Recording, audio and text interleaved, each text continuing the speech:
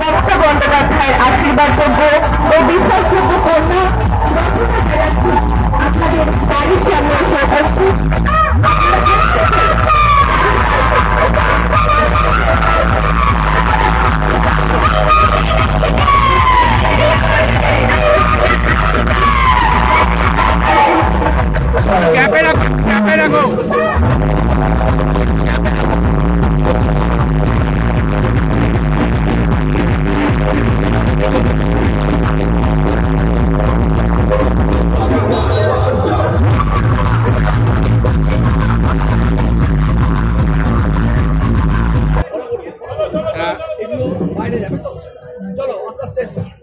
রচনা বন্দ্যোপাধ্যায় একদম যে আগে আমরা যেই ছবিটা দেখালাম সেটা হলো লক্ষ্মী ভান্ডার মানুষের মহিলারা নিয়ে যাচ্ছে, যেটা ভারতবর্ষে একটা সৃষ্টি করেছে লক্ষ্মী ভান্ডার মেয়েদের।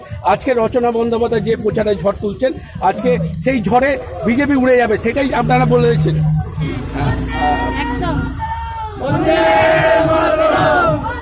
পশ্চিমবাংলায় যেভাবে বঞ্চনার প্রতিবাদ করছেন সে তার বিজেপির ফলপ্রদ হবে। বিজেপি আসতে পারবে না, থাকবে না। শুধু তাই না, মমতা বন্দ্যোপাধ্যায় জিন্দাবাদ ছাত্র যুবক বলছে, তার একটা প্রতিফলন আমরা একটু কথা বলে দেবো।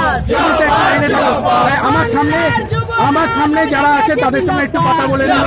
যে ছাত্র যে ডাক দিচ্ছে তারা বিরোধীরা পুলিশাত হয়ে যাবে, তার একটা কথা আমরা বলে দিচ্ছি যে রচনা বন্দ্যোপাধ্যায় আজকে যে ঝড় তুলতে আজকে চন্দননগর আজকে মহানগরীতে পৌঁছেছেন, আজকে যে সুনামিতে পরিণত হয়েছে, আমরা একদম প্রার্থীর সঙ্গে একটুখানি কথা বলে নেব যে আজ চন্দননগরে বুকে সুনামিতে পরিণত হয়েছে। দিদি কি বলবেন? শুভ সকালে এই আজ 40-এর উপর তাপমাত্রা সুনামিতে পরিণত হয়েছে, কি বলবেন আজকে? মানুষের ভালোবাসা পাচ্ছি, চাকরির আশীর্বাদ আছে, আশা করি দিনটা ভালো যাবে। ধন্যবাদ।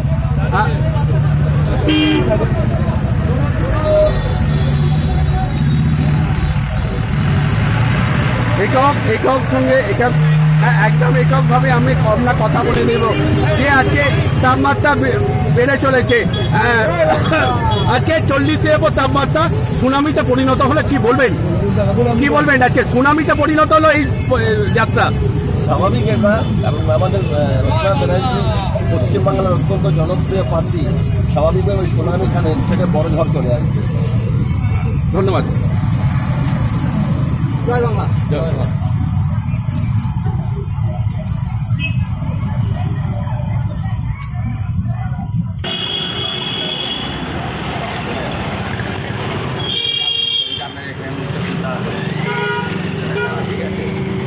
শুভ সকাল। সকালে আমরা যেই ছবিটা দেখাচ্ছি সেটা হলো চন্দননগরে একদম ঝড় তুলতে রচনা বন্দ্যোপাধ্যায় আজকে এই 42 ডিগ্রি সেন্টিগ্রেড তার মধ্যে হাজির হয়েছে এখানে অভিবাদন জানাতে 3 নম্বর ওয়ার্ডে পৌরমাতা গীতাঞ্জলি দি আজকে 42 ডিগ্রি সেন্টিগ্রেড তার মধ্যেও এত ঝড় কি বলবেন রচনা বন্দ্যোপাধ্যায় এই প্রচার?